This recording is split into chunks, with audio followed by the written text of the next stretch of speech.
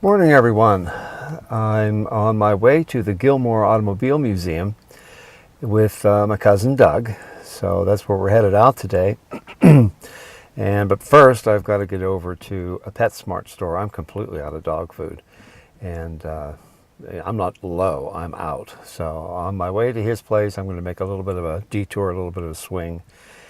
Go pick up some dog food, and that way, when I get back later this afternoon, I'm leaving tomorrow, so I've got some chores to do around the rig before we take off, and I need to get an early start tomorrow. So hang with us for the day. Hope you enjoy the trip.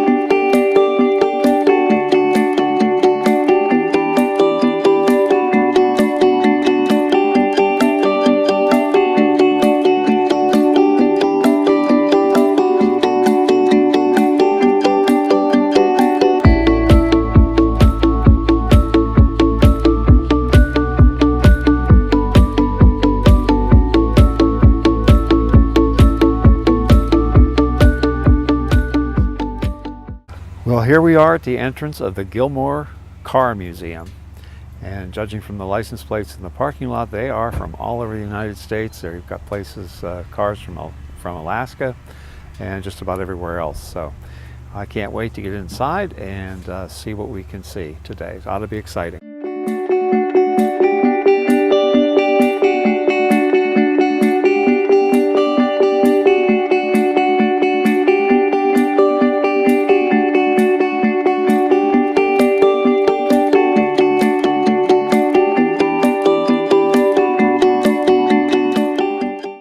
Well, we just came out of a 5-minute movie presentation.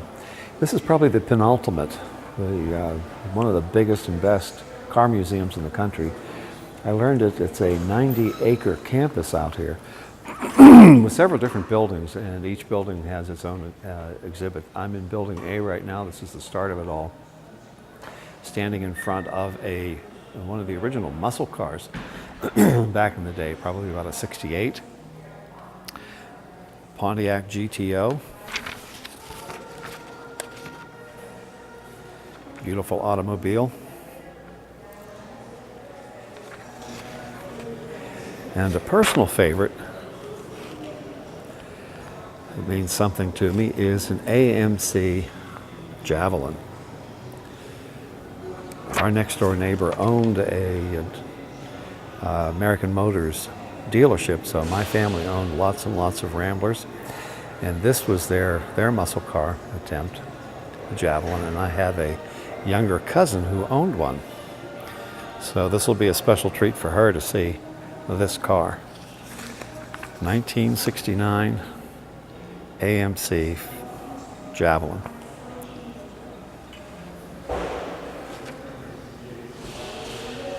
See the interior. Floor shifter, wooden steering wheel. Those were the days. What a beautiful car this is.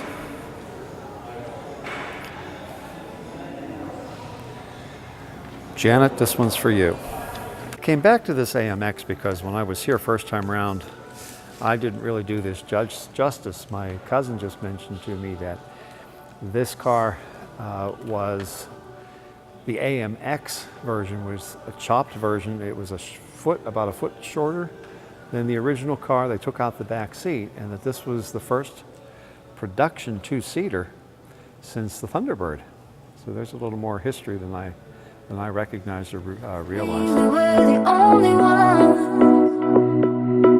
We were holding nothing back from the greatest nights we ever had.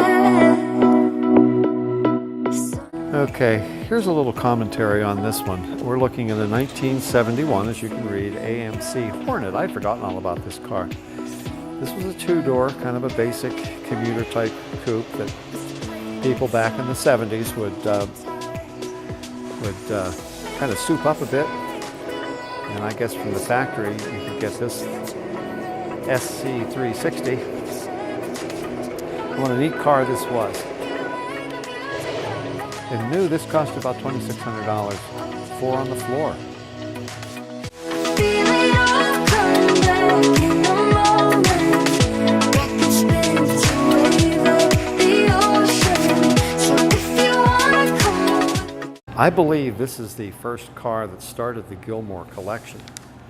This was their personal automobile, the Gilmores that was. Not their personal automobile, but their first vintage, I guess, or classic car. And I remember my great uncle talking about this particular vehicle. It's called the Stanley Steamer. And apparently it was steam powered. It was a runabout.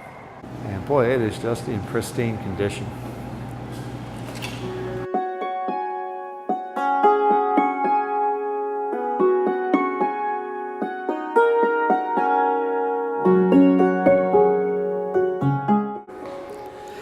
This was from an era, now we're in building 2, when cars were, not that you want to see me, but when cars were really beautiful. I mean, drop dead gorgeous. I warned my cousin that you may see a complete and total meltdown. What we have in front of us is a 1934 Auburn, and I just don't know what to say about it.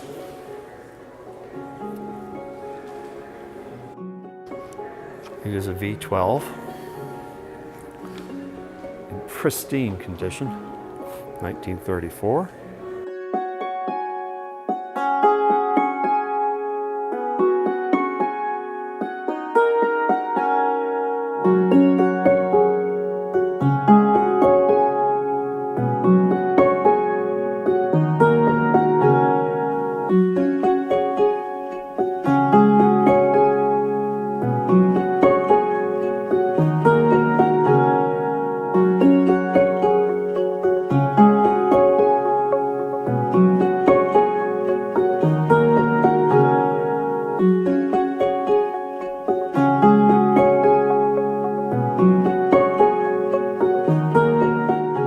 As I give you a shot down the aisle here of all these Auburns, most of which are 1934s, I was reading the placards, and just to see, the price runs from a high down here, the limited production model of over $1,800, and the ones in front of us run from about a high of $16 down to a little over $1,500.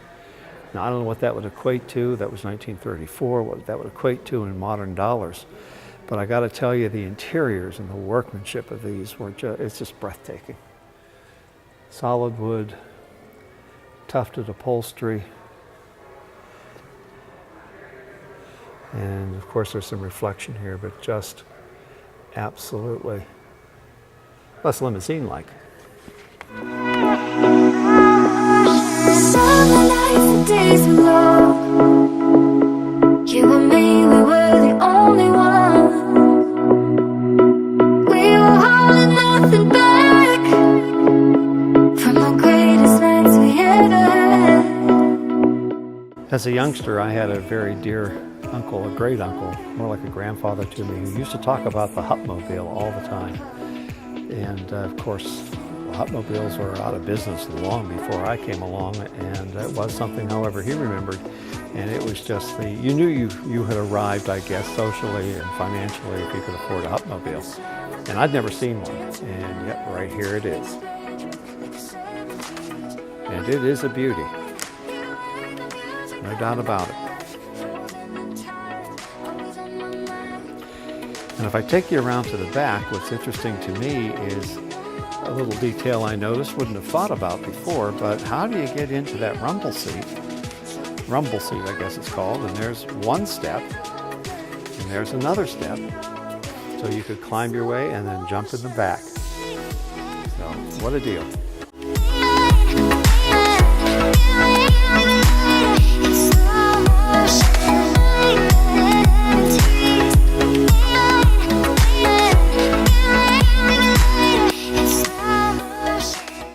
Now here we have side by side a Imperial. Notice it's not a Chrysler Imperial, it's just an Imperial, although it was owned by Chrysler. It was Chrysler's attempt to have that car really stand apart from the rest of the lineup, similar to what a Lincoln and a Cadillac would. And right beside it, very interesting to me, is a Packard. And Packard, Packard was at this point in its career, in the 50s, was really on the ropes as far as finances were concerned. A beautiful company. But they entered into a merger. Actually, they were purchased by the Studebaker company, and this was a vehicle that was produced after the Studebaker purchase. And as you can see, except for the Packard name on the nose of this, it looks very much like a Studebaker from all the design cues. You know, from the quarter decks, C pillars, A pillars, the fins in the back. Although it says Packard everywhere, it just screams Studebaker. And the interior is certainly upgraded and a beautiful example of what coachwork and interior work could be done. Armrest in the back, electric windows. So this car was really optioned out, befitting the Packard name, even though Studebaker was also a very well expected or respected automaker.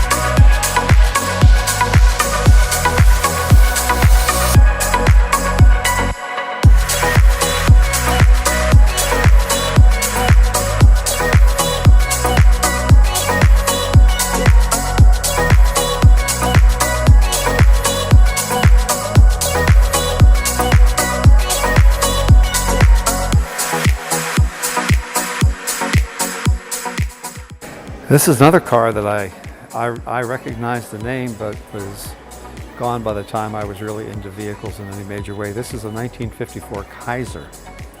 And Kaiser, I believe their name to fame was that they were produced out of aluminum, which made them very, very light. I think we'll read more about it just to make sure I'm right. But the thing that I find so interesting about this vehicle is it's got a sliding door. Yeah. And color-coded matching leather interior. These things are all such pristine shape. The Kaiser Darren.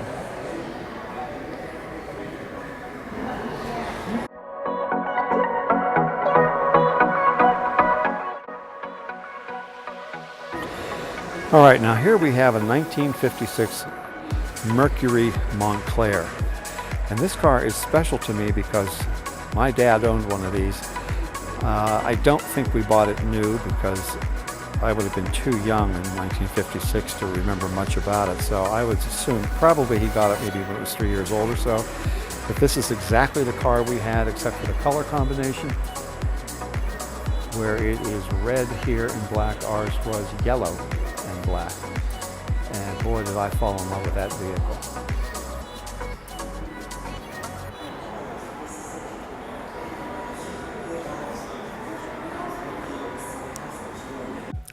Now we're in the Lincoln area, and this is a favorite of mine. I always loved the styling of Lincolns. This is a 1949 Lincoln Cosmopolitan convertible. Again, very beautifully restored. And for its time, way tricked out. 1949, you have power windows. Who'd have heard of it? And then over here we have the Mark V Lincoln Continental. And if you remember that Mercury we saw, here you've got the luxurious version of the Turnpike Cruiser, and you've got that retractable rear window. 1960. What a beauty.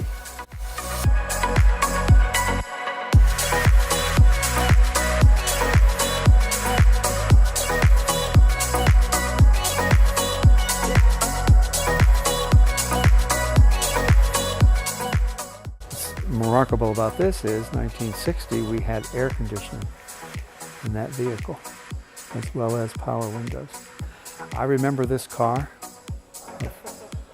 Friends of my great aunt from Warren, Ohio drove one of these, and I can remember it being parked in my aunt's driveway and being able to jump in and take a look around.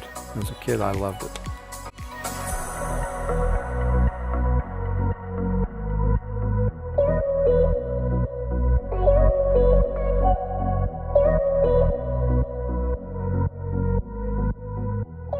I don't want to seem prejudiced, but what we're looking at is the rear end of a 1962 Lincoln. And to my mind, it is just one of the most beautiful automobile designs ever. No matter where you look at it, it just screams classic. And I have loved it from when I was a kid. I still love it. Love it today. I don't care how old we get. Some designs, just like we saw in that Duesenberg and some others, just remain timeless. And this, from an interior point of view, and just from a styling point of view, is a timeless, timeless classic.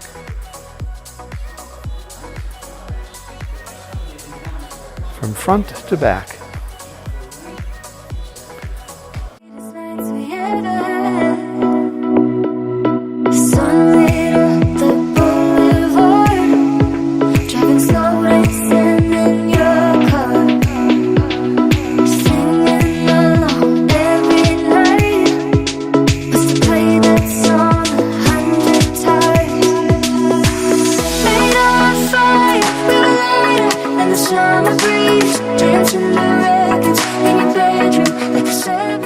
Well, this was a shock to my system because this is a 1993 Cadillac. It's the Brougham edition. Mine was not. Mine was the Sedan DeVille. But I was telling my cousin and friend here that I owned this car, drove this car. When I say I owned it, that's a lie. I leased this car and drove it for about 3 or 4 years and thoroughly enjoyed it. I mean, it's like riding in a cloud or on a cloud. And certainly room for everybody in it. But it's a shock to the system when you see a car that you own sitting in a museum. Okay, for you gearheads out here, this is a Franklin. And apparently from what this little video that's playing in the background is telling us, these cars were really innovative as far as engineering was concerned, having to do mostly with the valves and how air was brought in and exhaust was taken out. He also mentioned something that I guess I noticed but had no explanation for. And what he said was, according to this little video, that until about 1914, most of the vehicles in the United States were right-hand drive. And after that, they, like we have today, they kind of moved to the left.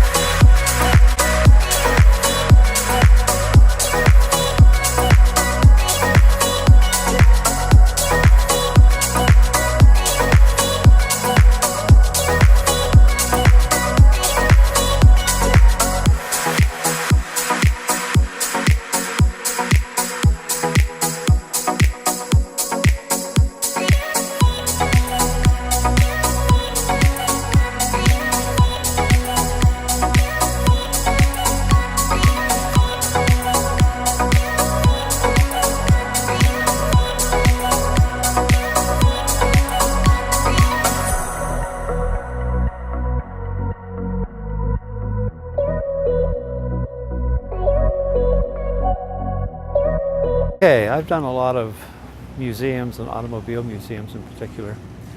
And this has got to be one of the best. This campus is just unbelievable. I'm here on a pretty neat day in that it's kind of overcast and cool. I can imagine during a hot, humid summer day, this might not be a real bell ringer to be walking around outside as much as you are. Boy, the exhibits are just beautiful. Some of the cars they have, excuse the lawnmower.